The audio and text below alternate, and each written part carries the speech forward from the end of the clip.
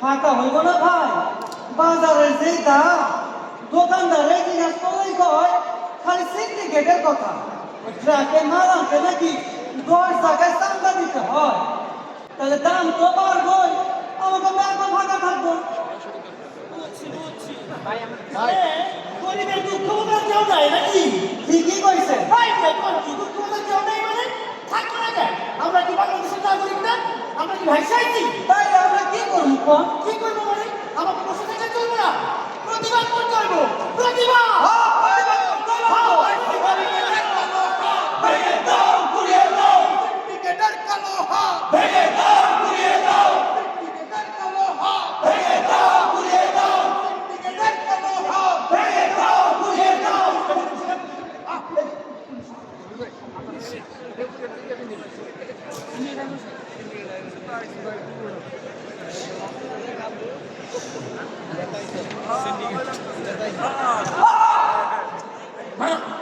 আন্দোলন, সরকারের বিরুদ্ধে আন্দোলন করো।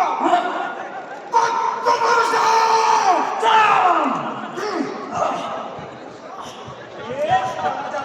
ছোঁয়া যাবে না, বলা যাবে না কথা। রক্ত দিয়ে পেলাম সালা এমন স্বাধীনতা। বলা যাবে না, ছোঁয়া যাবে না, বলা যাবে না কথা। রক্ত দিয়ে পেলাম সালা এমন স্বাধীনতা। স্যার কেন ভাই আমার স্যার এই খানার মধ্যে চা খাওয়ার সময় খালি লেট করি, বুঝলাম না। ইয়েস স্যার, আপনি এসছেন স্যার। আচ্ছা, তুমি আজকে কয়জনকে গ্রেফতার করেছো? স্যার আজকে 5 জন স্যার। ও, 5 জনকে গ্রেফতার করেছো। জি স্যার। আচ্ছা, 5 জনের কাছ থেকে তুমি যদি 5,000 টাকা করে, সরি 20,000 টাকা করে নাও, তাহলে তুমি কত টাকা নিয়েছো? 20 আর 20 40, 40 আর 20, তারপর স্যার মানে ক্যালকুলেটর হলে একটু হিসাব করতে শিখতে হয়েছে। আমি আজকে একটু কাঁচা তো। আচ্ছা, এই কাঁচা অঙ্ক নিয়ে তুমি কলেজের মধ্যে কি করে? কি বলেন sir? Auto bus? Auto pass? তো অটো পাসে তুমি চাকরি পেলে কি করে? কি বলেন স্যার? আমার তো কোটা আছে। ও, কোটা! আসলে তুমি একটা প্রকৃতি সুন্দর। বাবা, আমার পয়সা চাই না, কোনো অন্যায় নাই। ও একটা ভালো বিশ্ববিদ্যালয়, খুব ভালো ছাত্র স্যার, একেবারে কোনো অন্যায় করে নাই স্যার। ভালো বিশ্ববিদ্যালয়, ভালো ছাত্র, এটা কি পোয়া? এইটা হচ্ছে কি হলো থানা, ঠিক আছে? আপনার ছেলেকে তার এমনি ধরে আনি নাই। ওই প্রত্যেকটা বাবা মার কাছে তার ছেলেরা হচ্ছে কি হলো দুধের ঘর তুলসী পাতা। নিষ্পাপ শিশু। আপনার ছেলে কি করেছে জানেন? আপনার ছেলে আমাদের বন্ধু রাষ্ট্র, আমাদের কলিজা, আমাদের ক্ষমতা টিকিয়ে রাখার পিরা। ওই ইন্ডিয়ার বিরুদ্ধে ফেসবুক স্ট্যাটাস দিয়েছে। ইন্ডিয়ার বিরুদ্ধে ফেসবুক স্ট্যাটাস। আর বলে কিনা ইন্ডিয়া নাকি এই বাচ্চারা দিয়ে এখানে কন্যার সৃষ্টি করেছে। আবার বলে আমরা নাকি ইলিশ মাছ দিয়ে খেতে পারি না। আজকে এই যে দুপুরবেলায় দেখেন এই যে বন্ধু সব ইলিশ মাছ নাকি ইন্ডিয়ায় পাচার হয়ে যাচ্ছে। কত বড় সাহস আছে! সে তো ভুল বলে নাই, সে অন্যায় কি বলেছে? আবার বলে সুরামার বিরুদ্ধে কথা বলে অন্যায় কি বলেছে। আমরা কি যেমন বৃক্ষ তেমন তার ফল। ফল ঠিকই আছে, কিন্তু এই দুটা এই পোকায় খেয়ে ফেলেছে, বুঝলি?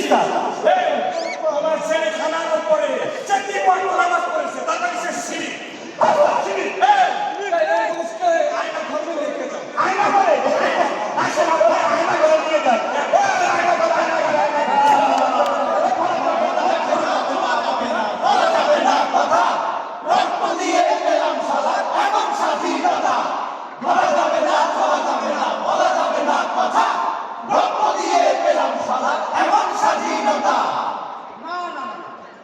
এটা অ্যাটলিস্ট মেনে নাও।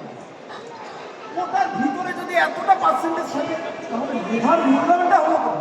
না না না, এটা অন্যায়, এটা এটা বৈষম্য, এটা মেধা অপমৃত্যু।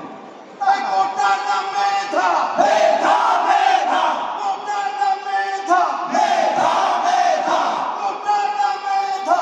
মেধা মেধা না না, আরে ছেলেরা থাকবে পড়ার টেবিল, তবে তুই লেখাপড়া কর, জজ মিনিস্টার হন, তা না উনরাসুল রাজপথে আন্দোলন। আরে ভাই আমিও তো ওই কথাই বলি। আরে কোটাটা থাকলে সমস্যাটা কি? সেটাই তো, ভাই আমি বলি কি কোটাটা থাকুক। সেটাই তো আমাদের বলাবল একটু চাকরি বাকরি পায়। সেটাই, কোটা থাকলেই আসেন আসেন। এই আপনারা দুজন এই লিখিত পরীক্ষা আর ওই মৌখিক পরীক্ষা কিন্তু অনেক ভালো দিয়েছে। আপনি কত পেয়েছেন জানেন? আপনি পেয়েছেন 71।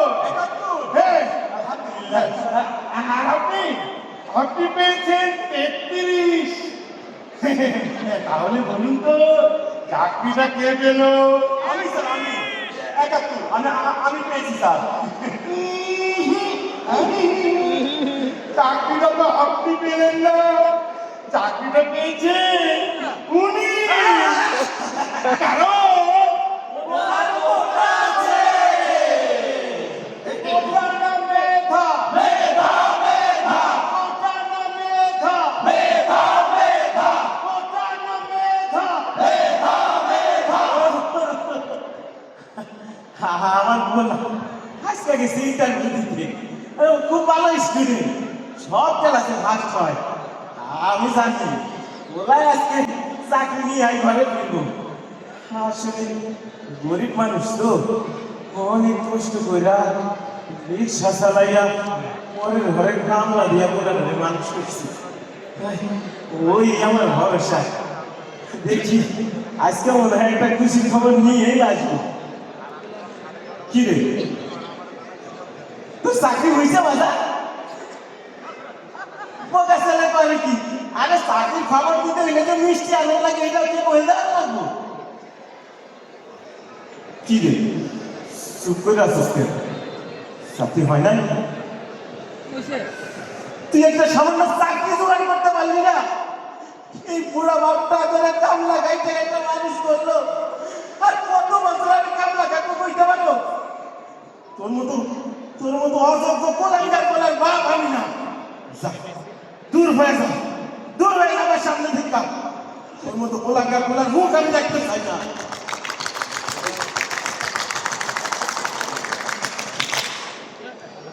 কোটার নাম মেধা মেধা মেধা কোটার নাম মেধা মেধা মেধা কোটার নাম মেধা মেধা মেধা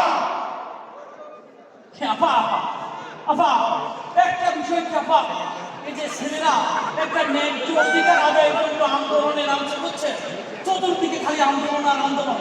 ওরা চাচ্ছে একটা কোটা মুক্ত অর্থাৎ বৈষম্য মুক্ত বাংলাদেশ করতে। এই বিষয়টা আপনার একটু ভেবে দেখা উচিত। এত কথা তুমি বলতে পারো? হ্যাঁ, চুপ করো। তোমার নাম পলক না হয়ে পলক হওয়ার করে। ঠিক বলেছিস। হ্যাঁ, তুমি যে বলতেছো এবার শক্তি দাবি করে, হ্যাঁ, যদি মেধার ভিত্তিতে চাকরি হয় তাইলে এই যে এত হাজার হাজার কোটি টাকার সম্পত্তি খাই দিতেছো, হাইটেল পার্ক, এই পার্ক, আইসিটি পার্ক, এগুলো বাগদা শেষি। হ্যাঁ, এগুলো বারবার মাথার মধ্যে খালি ঘুরবো। শুনো, যত বেশি কোটার ভিত্তিতে নিয়োগ, তত আমাদের দলীয় লোকজন নিয়োগ পাবে, তত আমাদের গতি সিকিউর। বিষয়ের মাত্রা একটু কম বলো। না না ঠিক আছে নেতা, আপনি সিনিয়র মানুষ, যা বলবেন ঠিক আছে, কিন্তু যে পরিস্থিতি দাঁড়াচ্ছে এখন আমরা কি করবো আপা সেটাই বলেন। তোমাদের কিছু করতে হবে না, যাও মিডিয়া ডাকো। হ্যাঁ, মিডিয়া ডাকো, মিডিয়া ডাকো, মিডিয়া। কোটার নাম মেধা মেধা মেধা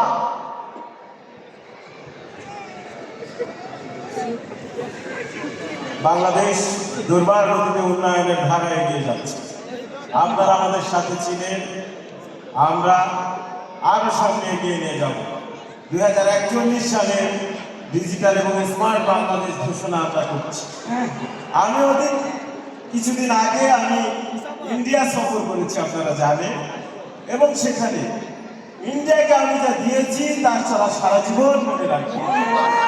তারা আমাদের বন্ধু ছিল, বন্ধু আছে, বন্ধু থাকবে।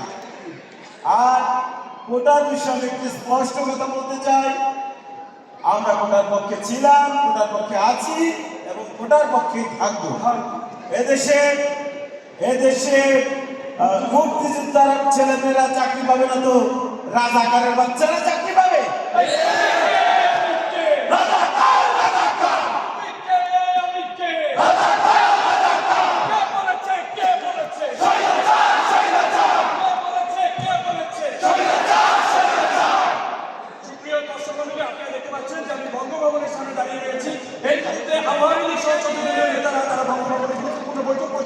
বৈঠক থেকে আমরা সরাসরি জানবো আজকে তারা কি সিদ্ধান্ত নিয়েছে।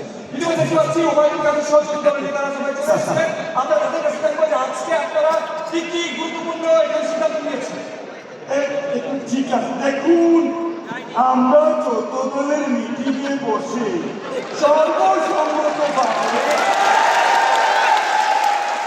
আমরা মিটিংয়ে সবাই একটা মতে পৌঁছাতে পেরেছি যে জামাত শিবিরকে নিষিদ্ধ করতে হবে। কিন্তু যারা ওবায়দুল কাদের এখানে বৈষম্য বিরোধী ছাত্র আন্দোলন, ছাত্র জনতা এবং শ্রমিক সবাই করছে, কিন্তু আজকের এই দিনে এসে আমরা জামাত শিবিরকে কেন তাদেরকে আচ্ছা শুনুন, আমি বুঝতে পারি। দেখুন আন্দোলন ছাত্ররা করলেও তার পেছনে কারা ইন্ধন দিচ্ছে, কারা অর্থ দিচ্ছে, কারা মাস্টার মাইন্ড, এগুলো আমরা জানি। ঠিক আছে, জামাত শিবিরকে নিষিদ্ধ করলে দেখবেন সব এমনিতেই বন্ধ হয়ে যাবে, এগুলো আমরা জানি। এই বলছেন কি বলছেন? জনাব তাদের বলছিলাম আগামীকাল বৈষম্য বিরোধী ছাত্র আন্দোলনে কেন্দ্রীয় সমন্বয়করা শহীদ মিনারে কেন্দ্রীয় সম্মেলন ডেকেছে, আপনারা কিভাবে দেখছেন? দেখুন এগুলো দেখার কি আছে, আমি মূলমন্ত্রী ছাত্রছাত্রীদের বলবো তোমরা ঘরে ফিরে যাও। ঠিক আছে, এইগুলো করে লাভ নাই। কত কিছু দেখলাম জীবনে, জামাত শেষ করে দিছি নেতাদের, হেফাজত খাইয়া দিছি, কোথাকার কোন বাচ্চা ছেলে মেয়ে। এগুলো মাঝে মধ্যে বলি হাতি ঘোড়া গেল পিঁপড়া বলে কত জ্বর। ঠিক আছে, এগুলো লাভ নাই, এগুলোর জন্য আমাদের ছাত্রলীগ আর যুবলীগই যথেষ্ট। ঠিক আছে, এগুলো